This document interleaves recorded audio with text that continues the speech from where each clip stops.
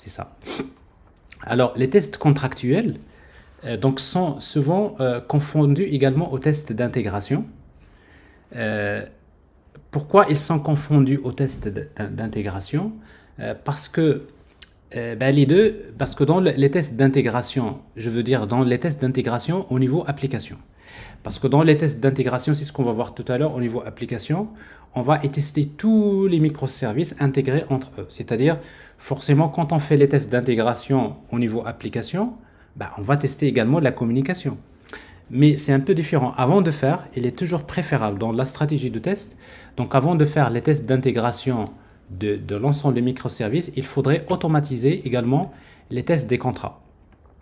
Alors, donc, les tests de contrat visent à vérifier que les interactions entre les différents microservices, c'est-à-dire les API, sont cohérentes et respectent des contrats prédéfinis.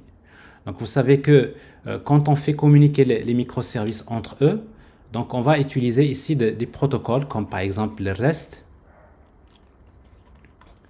Comme par exemple ici, ça peut être le protocole SOAP, ça peut être ici GraphQL. Là, ça peut être gRPC. Bon, je dis juste n'importe quoi, mais ça peut être REST uniquement. Mais quand vous utilisez ici ce microservice-là va communiquer avec celui-là, donc ça veut dire que ce service-là va exposer des fonctionnalités à ce service. Et quand vous avez un web service, donc pour que ça devienne une API, il faut avoir un contrat. Et c'est quoi le contrat? Par exemple, si c'est un web service, par exemple SOAP, le contrat, ça va être le WSDL. Si c'est un web service de type REST, le contrat, ça va être donc la documentation Swagger, ou bien ce qu'on appelle l'OpenAPI Doc.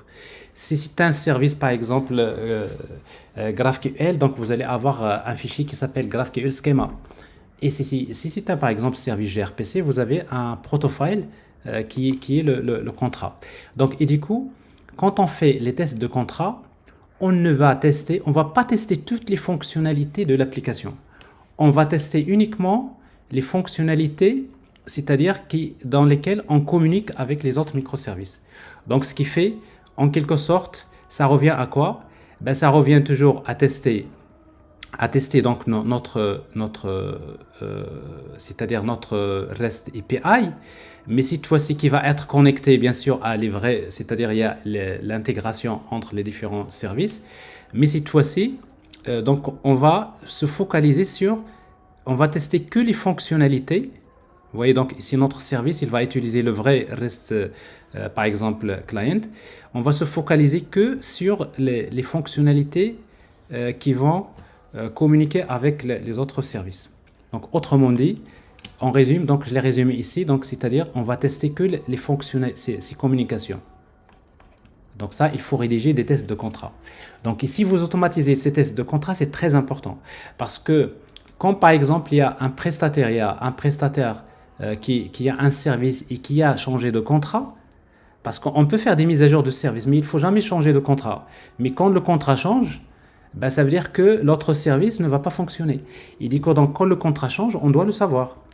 Et si vous avez automatisé les tests de contrat, dès que le contrat change, quand vous avez un pipeline CI/CD, donc quand on change le contrat, on va le savoir rapidement et on peut savoir par exemple qu'il y a un problème, c'est-à-dire il y a un test qui ne passe pas. Donc ça c'est quelque chose d'important.